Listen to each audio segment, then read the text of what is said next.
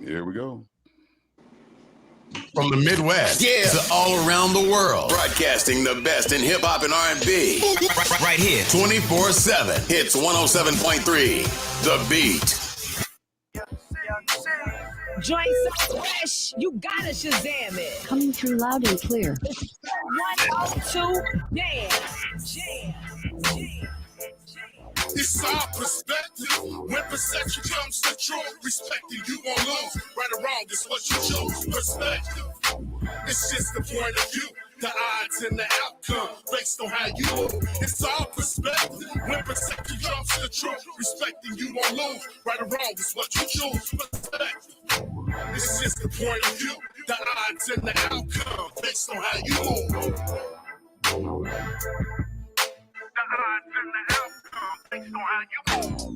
What'd he say? The odds and the outcome based on how you move. Not how they move, but how you move. Welcome to Perspective 217. It's your boy P. And this your boy Kels. It's your boy DJ Jill, aka Mr. Triple Threat.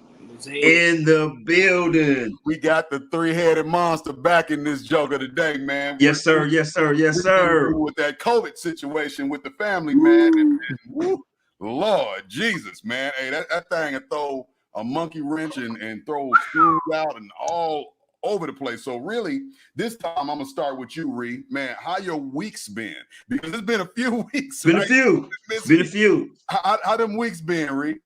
Man, dealing with the COVID, man. The wife caught COVID, so we all been on quarantine and been locked up, man, for about 3.5 weeks for real. Cause I had to quarantine a whole extra week after she got off, after she got released, man. So we were already dealing with a week, probably about a week and a half. Then went 2 weeks. So it's been about 3 weeks, man, going on a month, man. So it was rough, man. Not been able to do nothing. She was isolated in the room for 2.5 weeks. So she was just isolated in the room. So I was kind of like ordering food, ordering groceries, having to cook. Luckily, my mom was fully vaccinated, so she was able to, you know what I'm saying? Shout out to great moms, man. You know what I'm saying? My mom actually took off work for the 2.5 weeks. She cooked and did everything for my wife because I wasn't able to go in there, but my mom could because she was fully vaccinated. And I got both shots, but I hadn't had the 2 weeks yet. So got it. So, you know what I'm saying? We was able we weathered the storm, man. Wifey back at work. I'm finally being able to get back in the world. It put us behind, but we never know why things happen. So God put the brakes on to slow it down. We missed the SEA awards during that time, but hey, we weren't supposed to be there. So I told my wife, feel bad. It ain't like you went to go catch the COVID. Facts. Came to you at work, so it wasn't meant for us to be there. So, but we will be in Jacksonville though. So, hey, the trip still goes on. So yes, sir. And we're gonna ask about that Jacksonville situation here coming up a little later. So hey, but before we go off you, Kel, Ree, everybody's doing well now. I know you said the wife's back at work, but everybody's doing well. No like bad side effects as of right now. No. As of now, she's still trying to get her full energy and wind and all that stuff back, but not no major side effects. That's what's up, man. Okay. So let me say this real quick too, man, because I've been seeing these little videos, man. Everybody trying to attack, Dr. Fauci and all that, man. Talk about, he sent these emails saying, COVID ain't real, man. But I don't know, man. COVID is to me, and from what I've been hearing, man, close to me, as far as family, friends, and loved ones, COVID is very much real, man. It's people that have died from COVID, man. So I don't care about the emails that he might have been secretly sending off, man, because there's still people that's been affected and died from that. You know what I'm saying? And we have a front and center situation, man, where it's real, right? Yeah. I mean, I didn't been affected from it by two angles. My dad died from it in September 11th. You know what I'm saying? Mhm. And God, bless God for keeping my wife here. But Absolutely. I was able to see it, bro. Like my son came in, he couldn't even stay because it just had my wife so weak, bro. She couldn't even sit up for Mm. 2 weeks. The most she could sit up probably was for 1 minute. The rest of the time is like she couldn't even sit up. Like she was too weak to even get up and go to the bathroom to try to even do anything. Like when she was standing up, she said her legs felt like they wasn't there and all that, bro. That's not for real, man. She ran a fever for about a week and a half, bro. Like Wow. that COVID is real. So if people saying it ain't real, they don't think it's real. Hey, that COVID is real. That deal.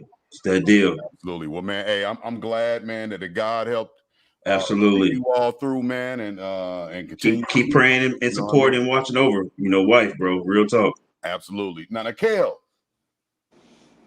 how your week been, bro? Man, hey, man, same story as last week, man. Busy, gun violence is on the incline, man. Ain't nothing changed. Um, just being fortunate and blessed, man. To kind of make it through, man. We short staff, Mhm. but it is what it is, man. It's kind of what I signed up for, man. So we are now in the summer weeks and months, man. So everything is picking up, and with the whole COVID situation now, kind of the protocol and the mandates kind of being lifted, man. Everybody's kind of getting antsy, man, from being inside the house for a year, man. So they're out. They're out shopping, or they're going to the bars, or they out there hating each other 1 hour, loving each other the next, and Right. and everything else, man. But like I always say, man, I'm here, man. I'm blessed, 10 toes down. Let's keep this thing rolling.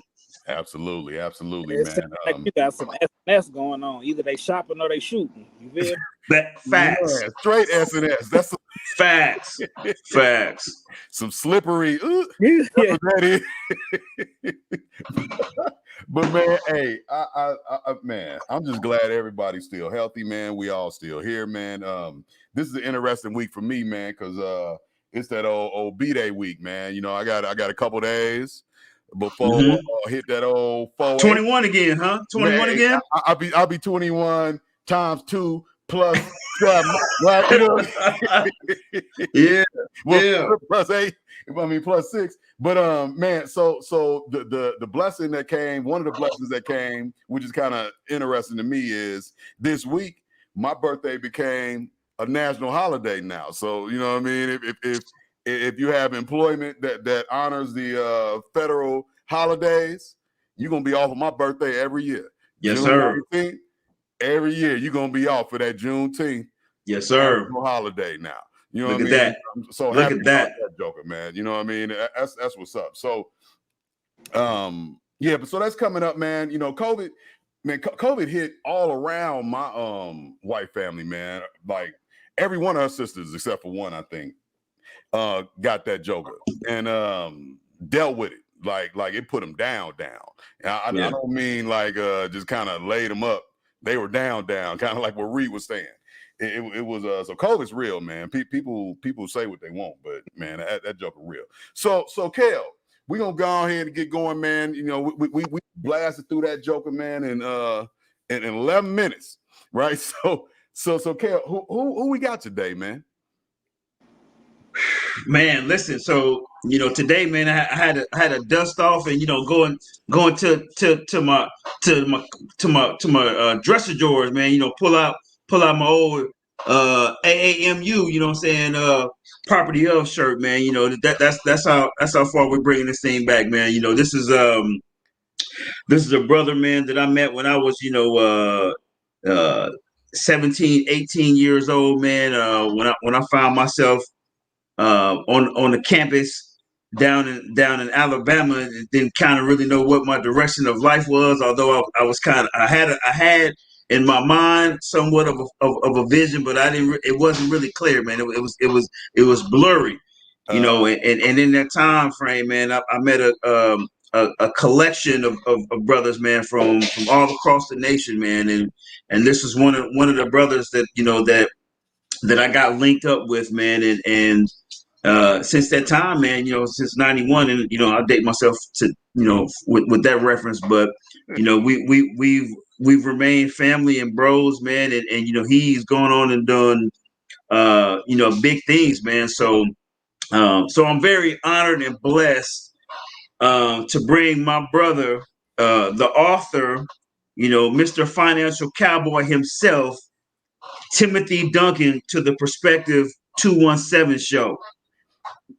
What's going on? Hey, welcome, Tim. Welcome. Hey, I appreciate it, brothers. Appreciate it. Appreciate you coming on, man, and blessing us with some good information, man, and sharing some of that information with our listening audience and viewers. So Kale, you want to go on and kick us off? Yeah, so I'm gonna go ahead and put this disclaimer out to our viewers and listeners here, man, on the Perspective 217, studio, Pepsi, Pepsi Studio, hits 107.3, man. So if you hear me call Tim Twiggy, this is 25 plus years of me knowing this brother. So don't charge that to my heart. When I say Twiggy, that's AKA Tim. All right. So when I say Twiggy, it's the same brother we're talking about. All right. So Tim, my brother. Yes, sir.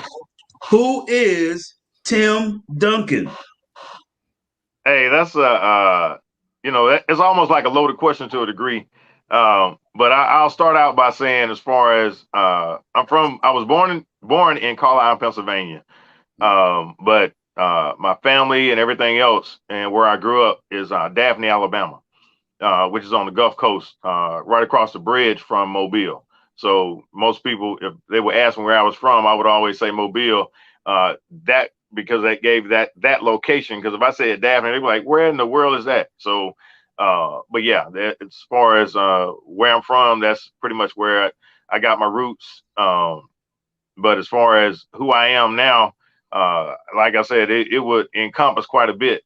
You say the financial cowboy, the author, the craftsman, the logistician, whatever you want to call it. I'm kind of almost a jack of all trades.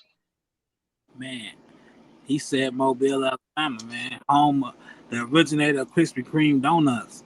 Oh, Krispy Kreme donuts, the Mardi Gras, the White Sands. Yeah. Yes, sir. Yeah. okay. So Twig, Tim. So you said Daphne, Alabama, right? Yep. So where are you residing right now? Current date. I'm in Huntsville, Alabama, right now. Okay, Huntsville, Alabama. Yep. There's a lot of history there in Huntsville, Alabama. Tell us what Huntsville, Alabama represents to you. Well, currently, I mean, you think about foundation-wise.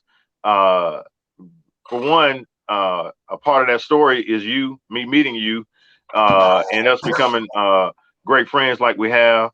And you have the university here.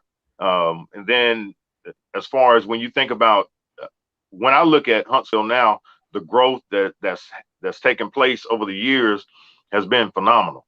And even now, most people would, that little country town, this and that and the other, not knowing that this is the mecca for when you think about government contractors, or government agencies.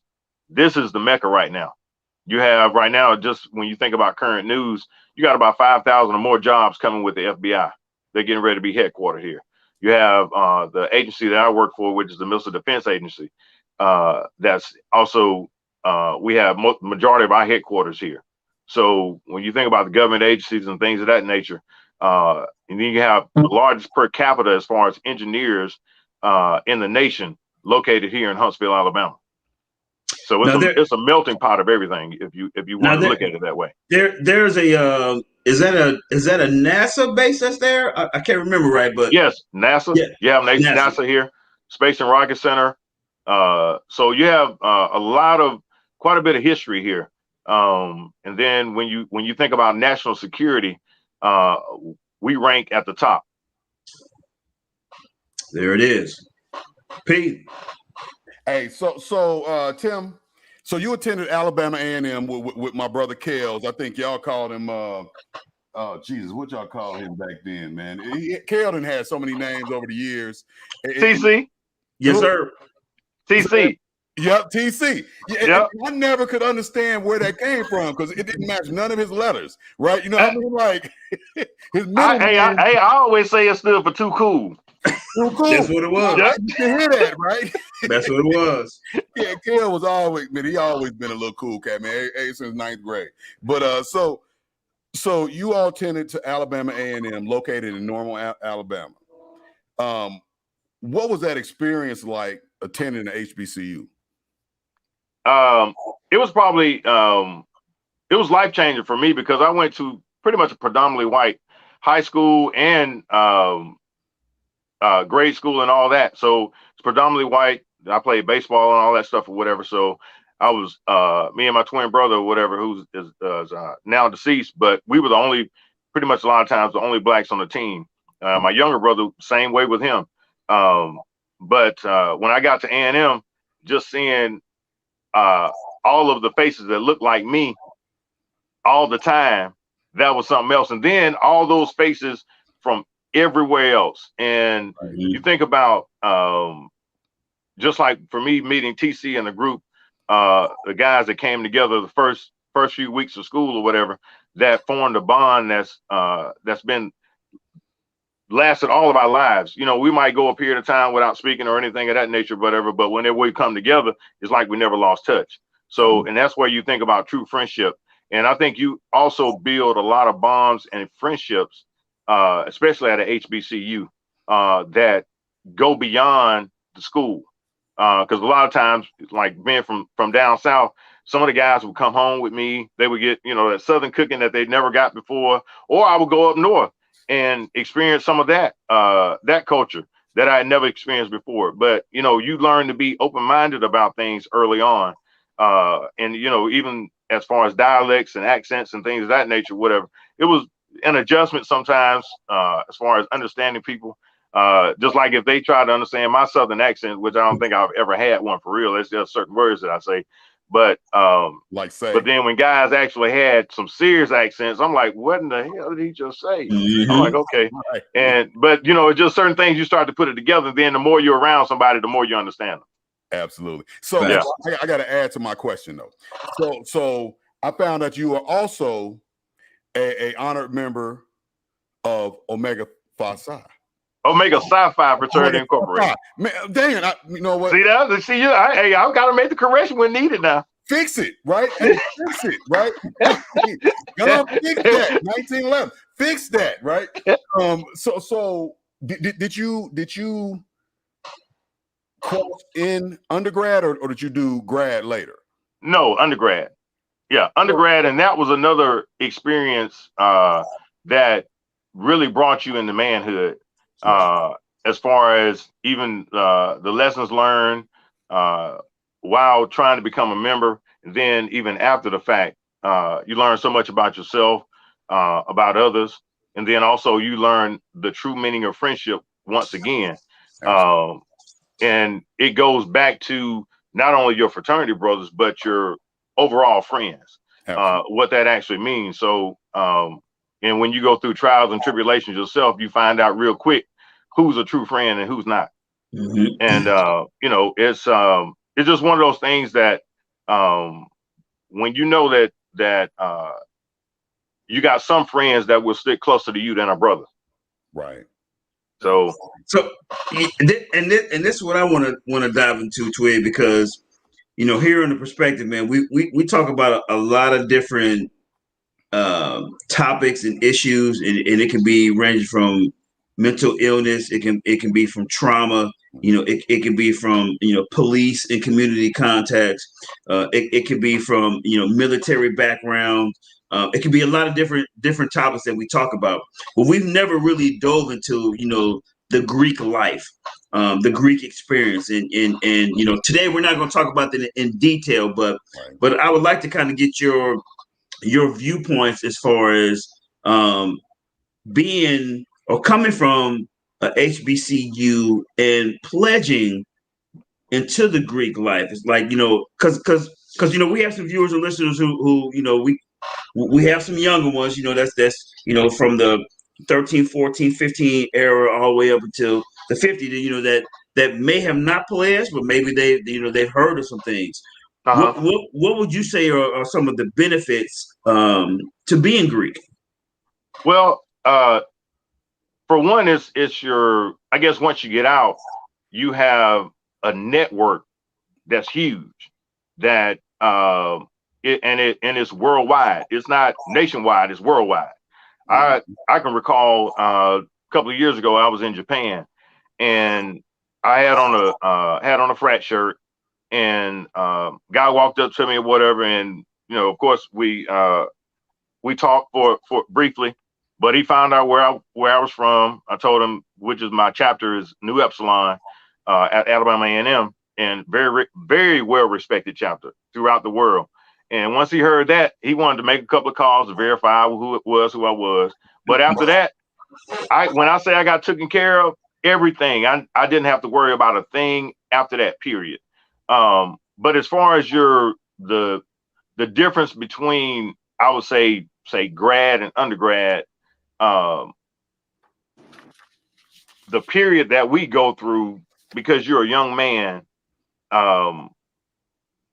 you go through some humbling experiences to where you have sometimes some things done to you that make you question your own manhood.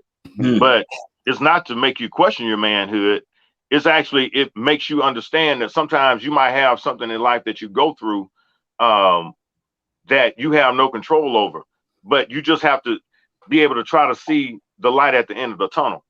And you find out the bigger goal, and that goal is for me, that goal was to get on the other side and wear this purple and gold. Right. And once I see, when you seek it and it's in your heart, there's nothing that anybody can do to you to turn your back away from that particular goal and reaching that. And once you attain it, it's just a goal that you attain. It's not the life that you live per se. Just like as far as our cardinal principles, manhood, scholarship, perseverance, and uplift. Mm-hmm. You go through, you're a man, period, when you come into the fraternity. Then as far as scholarship, we always attain as far as excellence within school, within your job, whatever career field that you have, you're trying to attain to excellence, period. And as far as perseverance, you have a lot of things that you go through in life that you might want to quit. You might experience this, experience that, but the end game is you getting to the other side. And one of the poems that I remember is called "See It Through," and one of the stanzas is, "You're only facing what other men have met." And when you think about that, and even when you think about it in a biblical sense, you think about Job. If any of us today had to go through what he went through, could we survive? Right. Could we maintain our own integrity? We couldn't do it, most likely. Right, Lord, take me. That's the way I'd be. You know what I mean? Exactly. I can't do it. I'm you know what I mean? Yeah, this too much, man. It's too much. I mean, because you think about it now, some of the things that we go through, you're like, this is too much. Golly. But then when you put it into perspective, to say that somebody else is probably going through something way worse than what I'm going through. That part right there. Right. When we think about third world countries and things of that nature, go overseas and you'll see how good you got it here. Yeah. Yeah. If you got a roof over your head, food on your table, that's what my mom used to always say, baby, all you need is roof over your head and food on the table and clothes on your back. It ain't got to be brand new. As long as you got it, you got it. Mm-hmm. Hey, Ree, I don't want to jump in before, because it seemed like you had something to say earlier. Yeah, no, I wanted to ask a question. I mean, Kel and Mr. Duncan can both probably answer this question. HBCU push that's being pushed out here now, like, with the NBA and all these people getting behind it. How did y'all find the HBCU when it wasn't being pushed like that when y'all went? Because I was in high school. I graduated in '96. Nobody was talking HBCUs and stuff like that. And and I probably would have went to one if I had known more about it. So how did y'all? That's a good question, Ree. Great question. Yeah. Go ahead, Twig. As far as I'm I would concerned, like to hear both answers, actually. Go ahead, Twig. Kick it off. okay. Well, as far as in reference to me, both my parents went to A&M. Okay. So, and then I have a lot of family members that also went to A&M. I had a baseball scholarship offer to go to a junior college, but I chose to go to A&M on scholarship as well. And the opportunity was great for me to go to that junior college because the guy that I was actually going to replace in center field had just got drafted by the Chicago White Sox. But my goal was, it wasn't that as far as making it to the league or anything of that nature. It was me going, basically following in my parents' footsteps. And that's what my motivating force was. It was family. And even with the fraternity, I didn't have to look outside of my family for a role model as far as even when I wanted to play as a fraternity. It was already in my heart. I was in high school. I formed the baby Qs myself. So that just kind of let you know, wasn't nothing going to stop me. You could have did whatever you wanted to me, as small as I was and am even now. It wasn't, I don't care what you did. I'm still coming. I'm going to have what you got. Right. And when I take it off your back, you're going to know I took it. Facts. Absolutely. Hey, that was a great answer, Kale. Man, for me, it was the exposure, man. You know, Dad Williams, which, you know, for those who follow me on Facebook, man, you can check out his article as far as his story, man. Was you know, a mentor, you know, a father figure, a leader, and him being a member of Kappa Alpha Psi. What they used to do is his chapter. They all used to meet up in at the Circle City Classic. And so he took me and you know, my cousin Herman up to the Circle City Classic, man, and I got that exposure, man, and I can't remember exactly who all we played. I know it was A&M, and I want to say it was either Grambling or North Carolina A&T. And when I got into that stadium and seeing us, all of our faces, you know, we basically sold out the stadium. You know, we tailgated. I mean, it was just an embracement of just, you know, us, and I just fell in love with it, man. Like, yo, like I need to go to this school to play football, man. Like, it was just so intriguing to me, you know, the bands, the football team, you know, and I mean, just the whole atmosphere of it all just drew me in. I was like, yo, I gotta go to Alabama A&M because of, you know, the things that I've seen and experienced at Circle City Classic. Yeah, Papa Williams. I went to once. So that was in Indianapolis. So that was a man. I'm telling you, boy, I don't know why you don't ask more questions, but you be having some boys with them bullets in there. Oh my goodness. So one of the things I want to kind of mention about the divine non-Greek life, which is different than what we see in some of our non-HBCU or non-historically African-American fraternities and sororities, is that it's a lifetime commitment for the most part. I mean, I know you once you get in, you're done. It is. But you can go from undergrad to grad, and you still continue your service aspect of organizations, right? Yes. You know what I mean? All you know, as the rest of them know, and you know now, you know, I'm a member of Phi Beta Sigma. And the service aspect across all of our organizations is first and foremost, and the things that people see, especially from the grad aspect, you see the service aspect, the service out in the community. Now, when I was younger, it seemed that a lot of people were joining the organizations because they wanted to wear the letters, they wanted to do the steps, and they wanted girls. Yeah, right? You know what I mean? That's the way it appeared. But once they matured, you know what I mean? Once that manhood and womanhood got into them, then those things that you are that you that I can't even say the word, pushed out so confidently, those things then started to show. Yeah. You know what I mean? They were there. I'm sure I know before because I know what we went through. But it started to show as we grow. Just like my father always said, you raise a child up the way, once they're grown, then they shall not depart. Not while they're growing. Mm-hmm. Once they're grown, they shall not depart. Now, I'm sure, Dad, I messed the words up. You know what I mean? I get that, right? but you know my meaning, right? So, oh yeah. But yeah, man, I want to congratulate you, man, on your lifehood of Omega Sci-Fi. I got it right, yes, sir. that time, right? I'm gonna I make appreciate that. That was just, man. I mess up people's names, right? So all the time, they can say, all the time. Chop it up, cut it up. Anyway, we'll keep rolling though. We'll keep rolling. Hey, all right. So Twig. Yeah, go ahead. Coming from Alabama A&M, right? If anything at all, what were some things that you experienced or learned at A&M that you've been able to carry on with you in life? I think the being able to push through difficult times. I think it was my sophomore year that, and I was pledging at the time as well,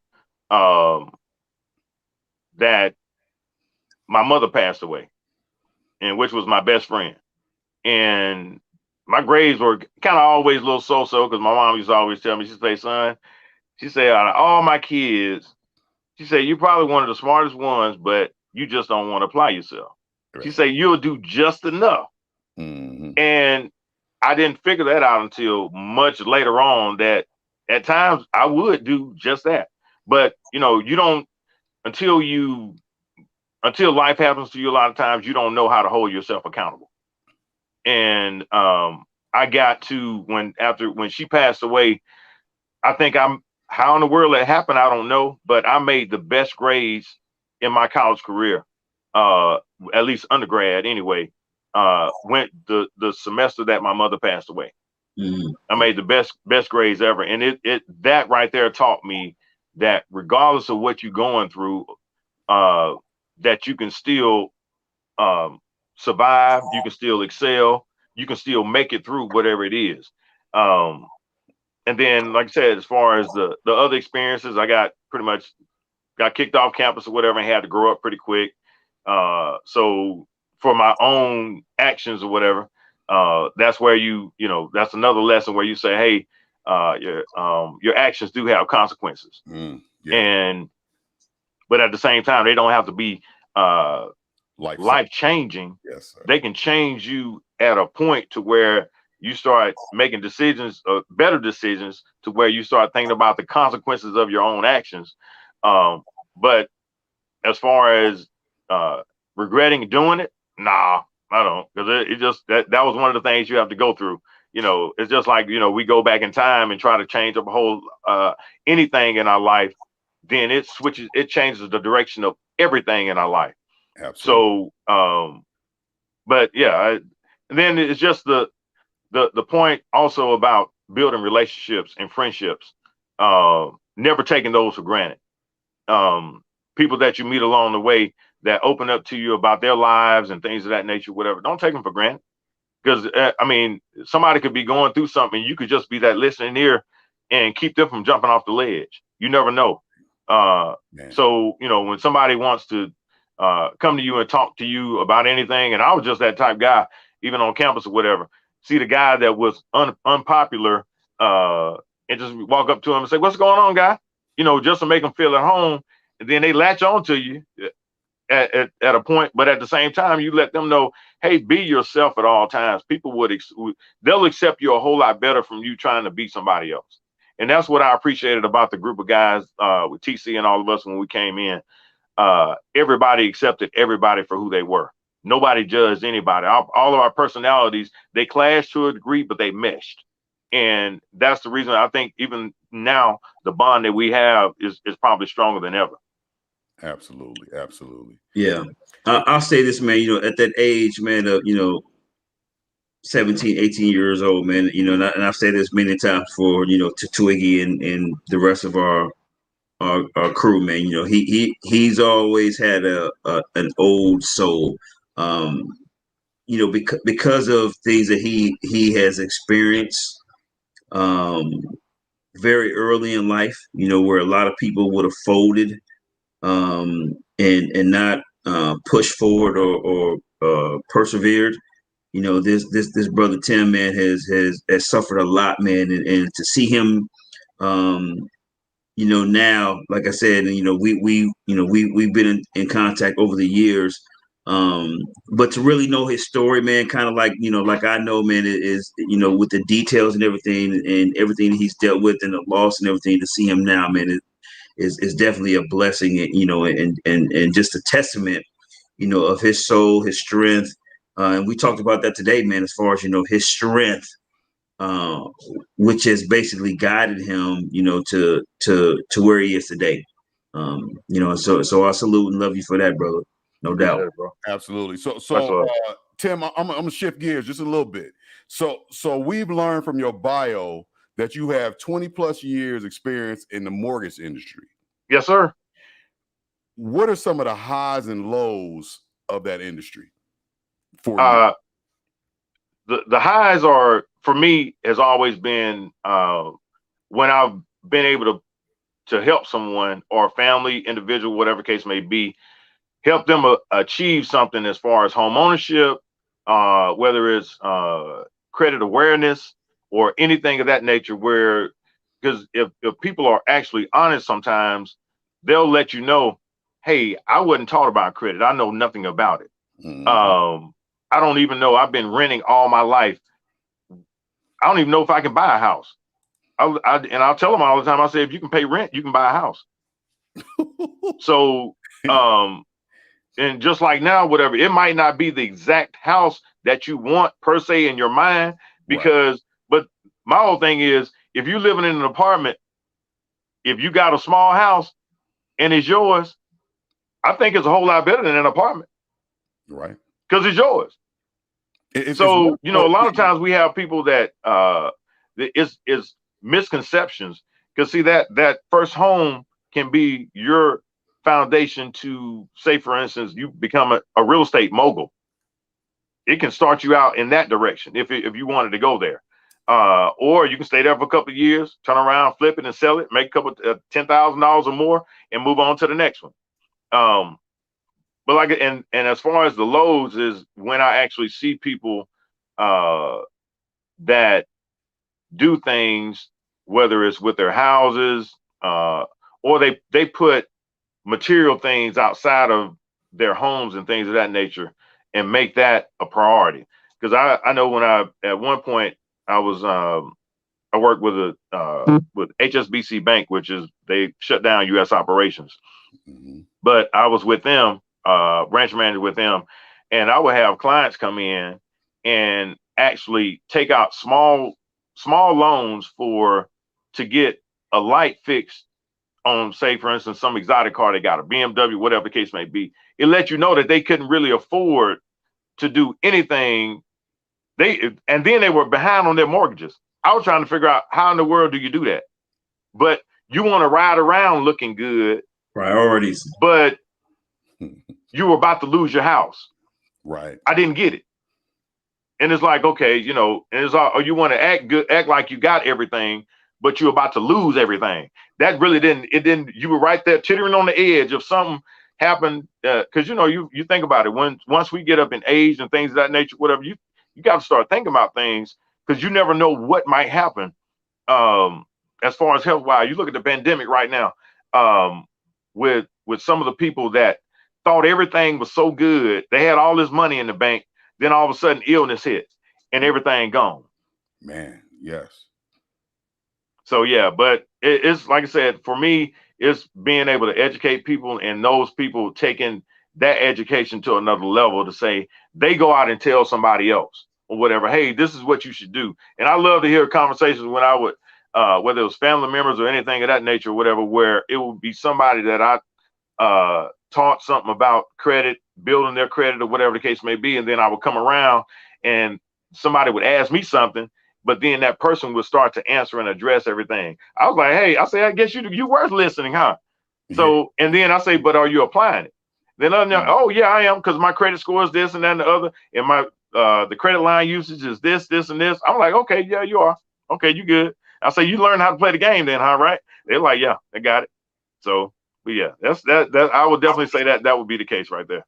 And you know what, man, that's what's so relevant about that, which leads us to our next question. So, in your experience, man, of this 20 plus years in the mortgage industry, do you feel our community, the black people, are well versed in getting prepared to buy or sell homes? No, I think that as far as selling homes, because you have quite a few realtors that are definitely very well versed, black realtors at that.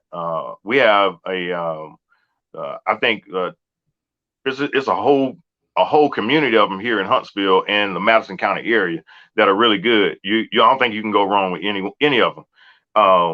But as far as educating, making sure that everyone is educated about it, I think sometimes that the lower income people are overlooked because they think that since some believe that they don't have buying power, but they actually do. Most of these people have been on their jobs probably at least 2 years. And then it's another thing too. So when we talk about education within the black communities, it's the fact that, and I don't even know if you guys know this. Did you know that you can actually buy your first home when you come out of college? It's a program that all you have to have is your pretty much a offer letter or your acceptance letter for a job that you're getting in the career field that you got your degree in. And they will take that and qualify you based on that salary, and you can buy a home, your first home. Really? I was not aware of that. I know that. So that's what I'm saying. So why that's one of those things to where, why do we not know that? And it happens so often, and these things go by the wayside, and people let them go, and they don't say anything. They just kind of, I want to focus on the people that make $100,000 plus.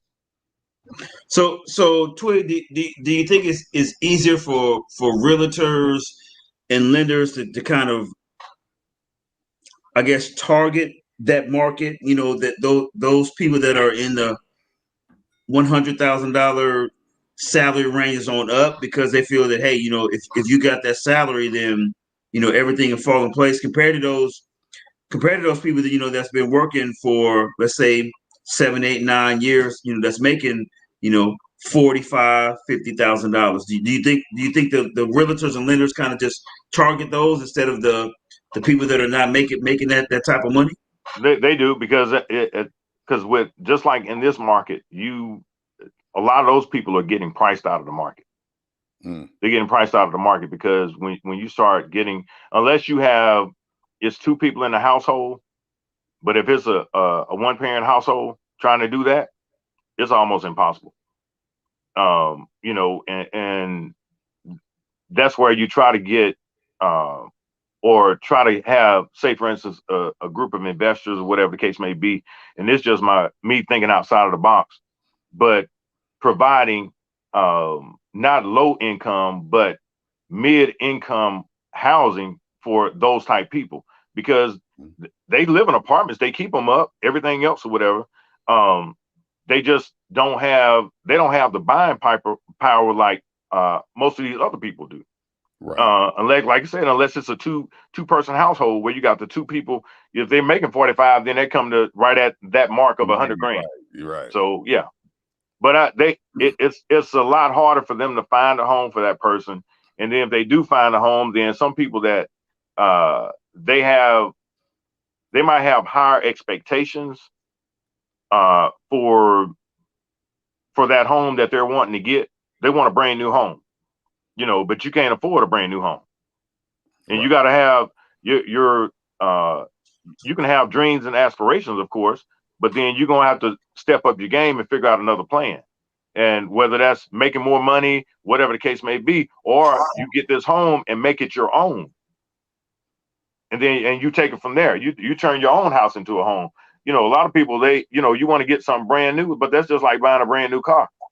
As soon as you drive it off the lot, it's used. It's just like a brand new house. As soon as you put your furniture in it, after you done signed the line, if you put that house on the market after you bought it tomorrow and put it on the market next week, it's a used house. It's no longer a brand new house.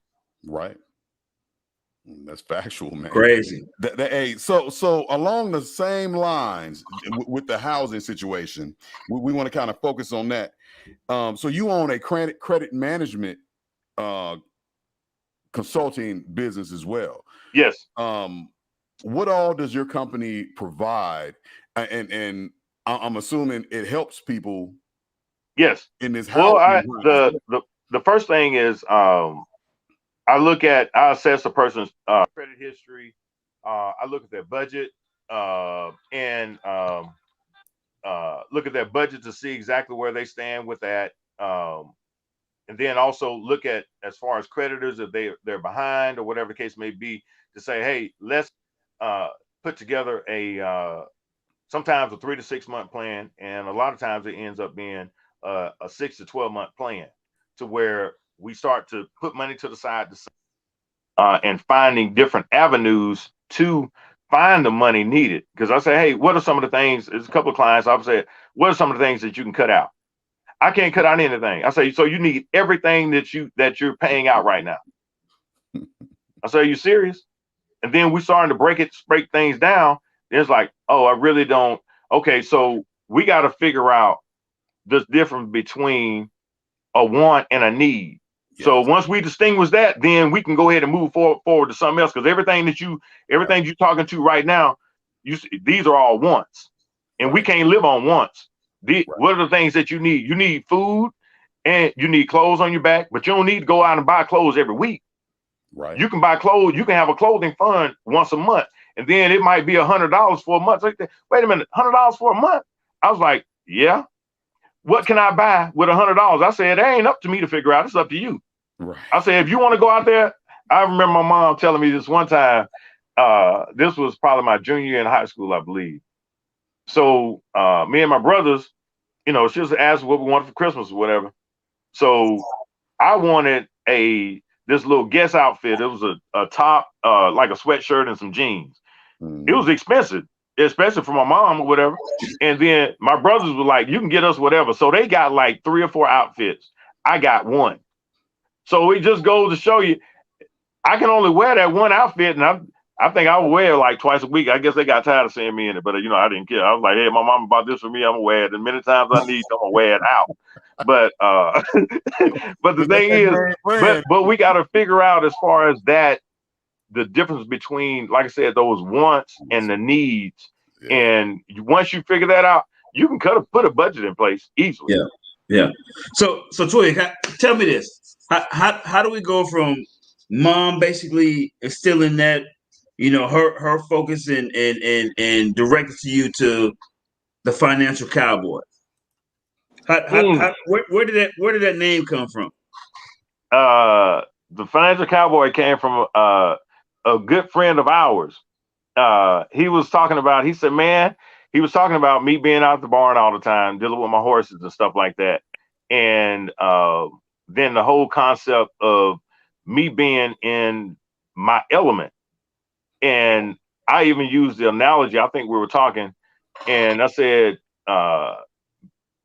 just like you feed a horse, just like I have to feed a horse, you have to feed either your investments or your credit. You have to do the same thing, and you have to feed yourself with knowledge, knowledge and understanding. And just like, people can Google everything they want to, as far as with credit. They can find all these different opinions about it, but there are some main principles that you have to follow. You follow those main principles, you're going to be fine. And then, you think about the Black community, majority of the time, our parents only taught us to just pay your bills on time. Right. That's all I knew. They never told us that it was a strategy behind it. They never told us, hey, if you got $1,000 credit line on a credit card, don't go over $300. Right. If you do, make sure you got enough cash to pay it right back off. Or if you have a credit card in order to build that credit up, if you got cash money, take it and put it into your account.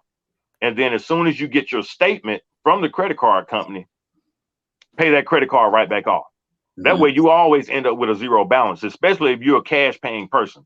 But you want to build up, because the thing is, you want to build up credit, because you always want to be able to use somebody else's money. Absolutely. That's just like somebody that owns a house. You think about equity in a home. Equity in a home to me is nothing but money in the bank. Mm-hmm. If you can build up equity in your home, it's nothing but money in the bank. All you need to do is, if you have the ability to get access to it, and if you jack your credit up and all that kind of stuff or whatever, it's just going to kind of sit there. Right. But if you keep your credit in order, and then it's all different kind of ways as far as it doesn't, people say, oh, if I jack my credit up, it's going to take 7 to 10 years. No, it's not. Right. You just got to use the right strategies. That's all. Mm-hmm. Yeah. Mm-hmm. It could take 6 months. It could take a year. It could be less than that. It could be 3 months.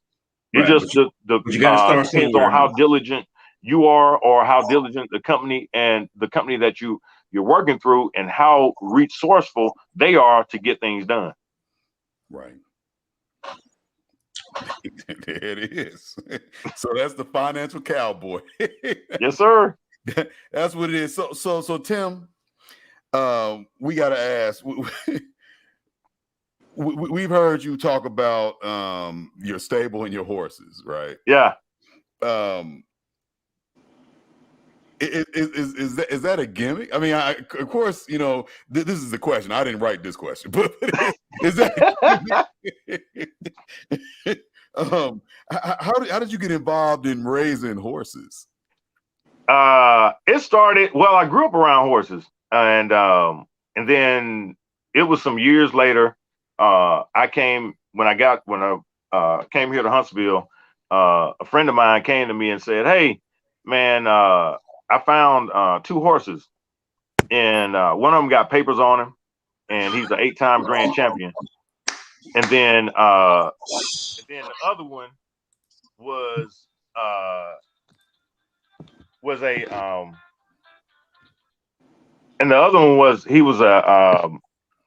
just a younger horse. So he wanted the younger horse. So I was like, okay, cool, you keep him." And so I took, which is Drex, the one that everybody sees now.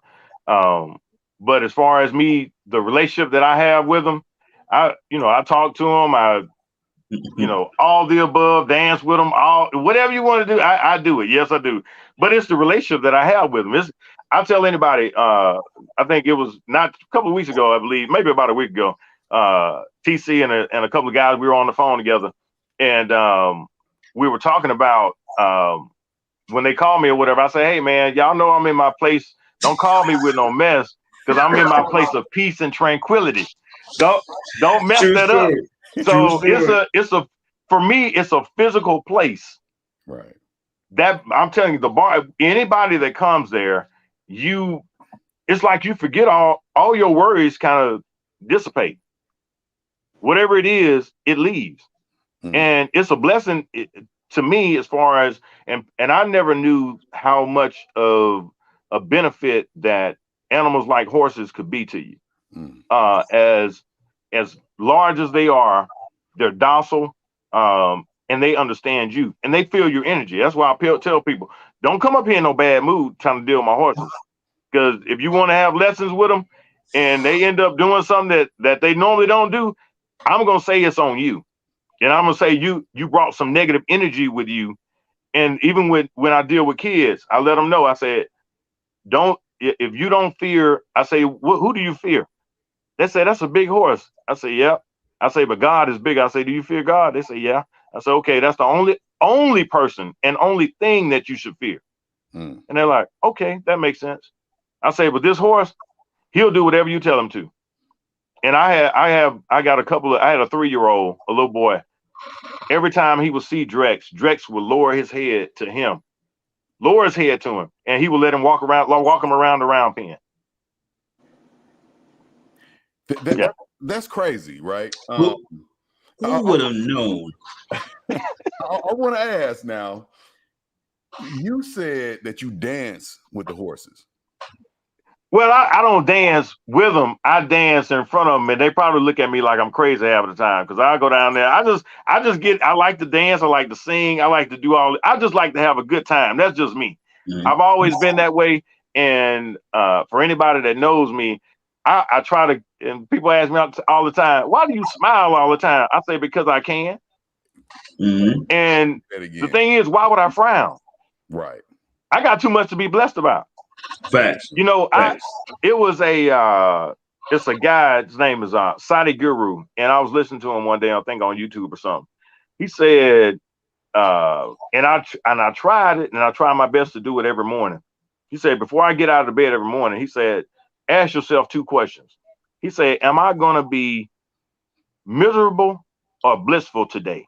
It ain't the fact that you trying to decide to be happy. You're being blissful. Being blissful is a totally different state from being happy. Absolutely. It's like you are just kind of just being, and your state of being is at peace. But if you choose to be miserable, I've been trying to figure out who in the world, if they ask themselves those 2 questions, who in the world decides to be miserable that morning when they get up? Yeah, that's a tough one now. I don't think they understand that concept you just said, which is why this is a perspective, right? You provide information to people that don't really get it normally. Yeah. I got follow-ups, P. If you don't have any right here. No, go ahead. Okay, first follow-up is this: who would have known in 2021 that a black man was raising horses and had that bond? You know, like, I mean, that although for the general population that seems uncommon, but this is very common to you. You know what I'm saying? This is part of your life. You know, like I said, and the reason why it was asked, you know, was this a gimmick or not? Because a lot of, you know, there's a lot of people that, you know, that go on TikTok and YouTube and all these other social media platforms to basically do stuff to get likes and replies. But I mean, this is your lifestyle, you know, bro. This is something that you do every day. This is not something you just started like last week and it's like, oh snap, you know, I'm this cowboy. No, this is what your life has entailed, you know what I'm saying, for so many years, man. And so what we wanted to definitely hear at the Perspective 217, get that clear. And then secondly, you know, I got to talk about that picture on your back wall there, brother, with the cowboy hat. Oh, so we got another situation with a black man in a cowboy hat, right? This is something that for the general public seems uncommon, but for you, that's a way of life. Tell us about that photo behind you, brother. Well, it was my photographer. We put together a little short photo shoot or whatever, and I told him, I said, I want to go in the hayloft and take a couple of pictures or whatever. And I said, I want to do it with some cigars. And that's what came up. And then as far as what it means to me is you see the peace, tranquility, the relaxation, all of those things within that photo. And then it was somebody told me, they said, it's iconic. And I said, okay. And I thought about it. I said, I know it might be a little vain for me to get it myself and get it blown up, but I did. And it came out great. And then also looking at some of the things that I guess that it symbolized for me as well, the growth, and then going from, I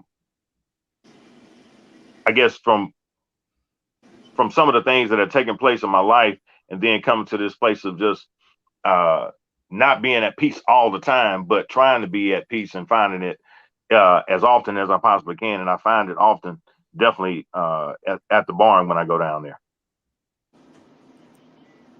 Powerful, man. Powerful. P, bring it home, brother. So, man, Tim, yes, sir, brother, a book called Through the Eyes of the Soul. Yep. First, tell us what inspired you to write the book, and then what is the book about?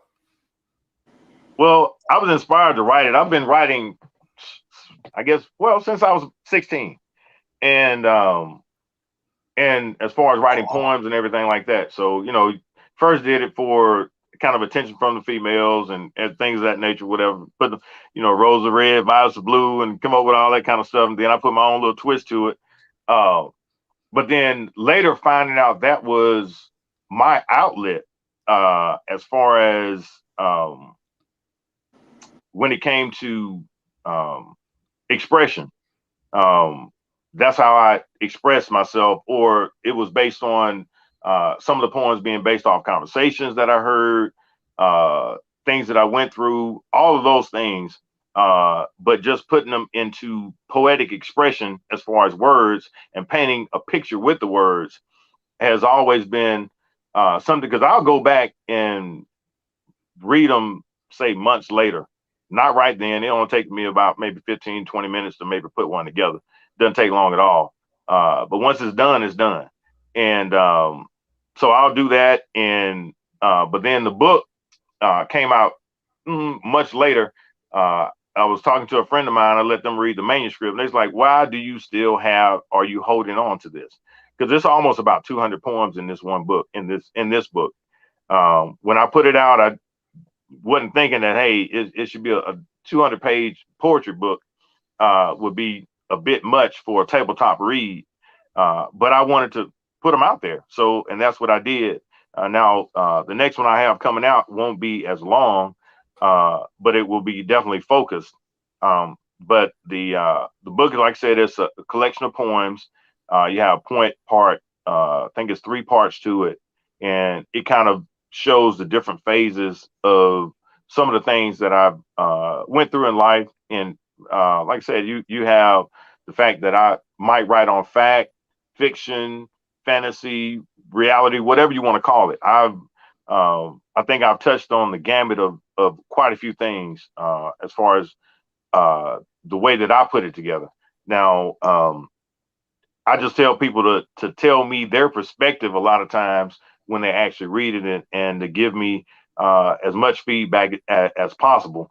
But it seems like everybody that reads them, they're able to see themselves in that particular light, which is a great thing and a compliment to me, I think. So, I got to ask you, bro. Yeah.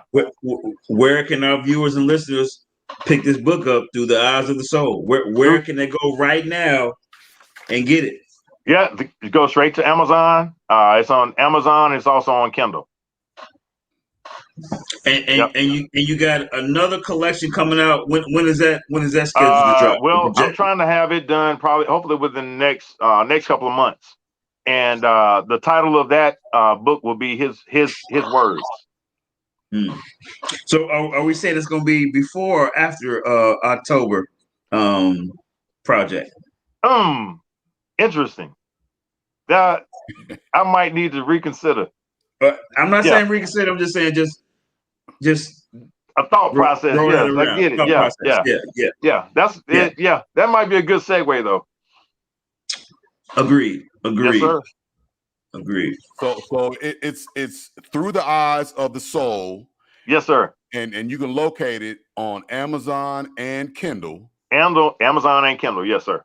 Now, so is your author name Tim Duncan as well? Timothy Duncan. Timothy Duncan. Yeah, Timothy Duncan. For our listeners and viewers, you'd be looking for Through the Eyes of the Soul by Timothy Duncan. Yep. On Amazon and Kindle. And Kindle, yes, sir. All right. Kel?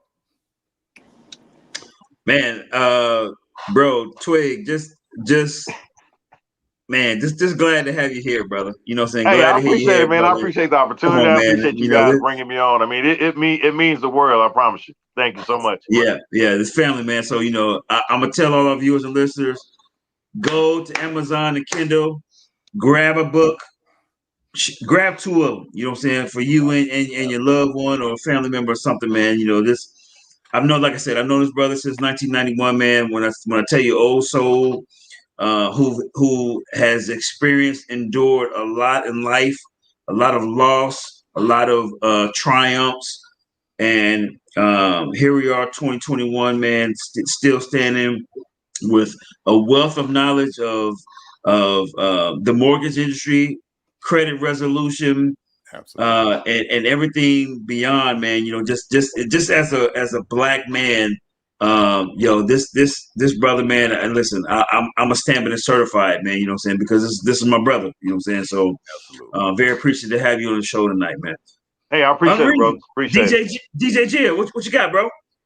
Nah, man, I'm just basking in the ambience of looking at 4 black men supporting, saluting, and giving encouragement to each other. This is what the world needs to see, man. Yes, sir. You know what I'm saying? And just by his you know what I'm saying, the financial cowboy, man, you tell the tagline, man, is run your race. Yes, sir. Absolutely. Reed? I appreciate it, bro.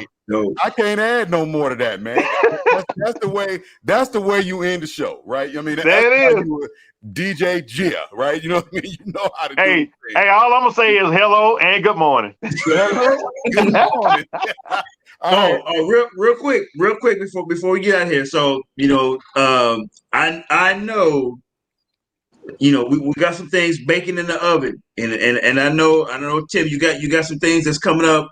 Not only the second edition to the book, but you also got a podcast that that you're trying to put in the works too. If you could talk to us briefly about that, brother, what you got in the works with that? Yeah, this it's the title of it is Janae McDowell Riding with the Financial Cowboy, Tim Duncan, and it goes into finance, but it covers a gambit of topics from relationships to you also have that, and with that you have not only the male perspective but also the black female perspective.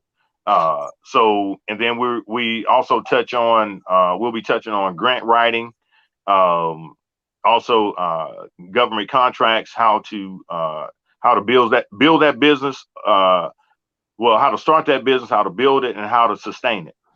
So and then even with the grant writing, it's a lot of grants out there for us that we're not taking advantage of. It's a whole lot of money that goes to waste every single year from nobody basically applying to it, and because they don't have I would say it's the verbiage that you use. But because the grant provide even the resources. So, but if you have a dream, someone has a dream they want to make, especially if it benefits the community, you can find a way and you can find some money to make it happen. And we're going to provide those resources and that know-how in order to how to reach that particular market, and it is a niche market, but we'll pretty much discuss how to attain all those goals. So Tim, give me the name of it. Is Riding with the Financial Cowboy? Yes, Janae McDowell. Okay. And that's Riding with the Financial Cowboy. Our names that man, I'm gonna mess up. I'm terrible with names. This is one of them. Here, chop it up, screw it. Yeah, spell it right.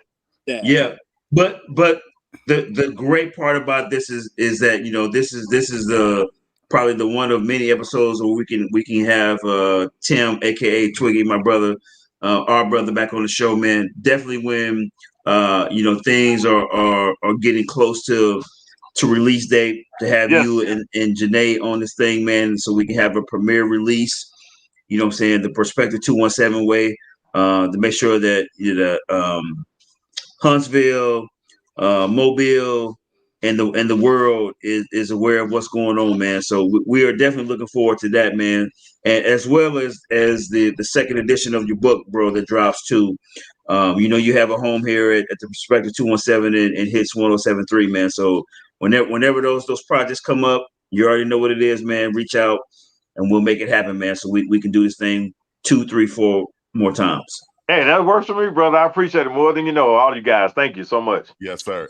So everybody, we're trying to push our YouTube, right? We've been slow on pushing our YouTube. But please follow our YouTube at Perspective217 Podcast. Yes, sir. Gotcha. It's follow, definitely do it, bro. Follow and subscribe. Perspective217 podcast. Come There it join is. us. Hey, we had an excellent show today, man. Tim, thank you very much, bro, for coming on and dropping all these jewels on our community, dropping all these nuggets. You know what I mean? Depending on where you're from, jewels, nuggets, Yeah. I feel you. knowledge, whatever that, you know what I mean, you want to put on it. You've been dropping them today, man, and we greatly appreciate it.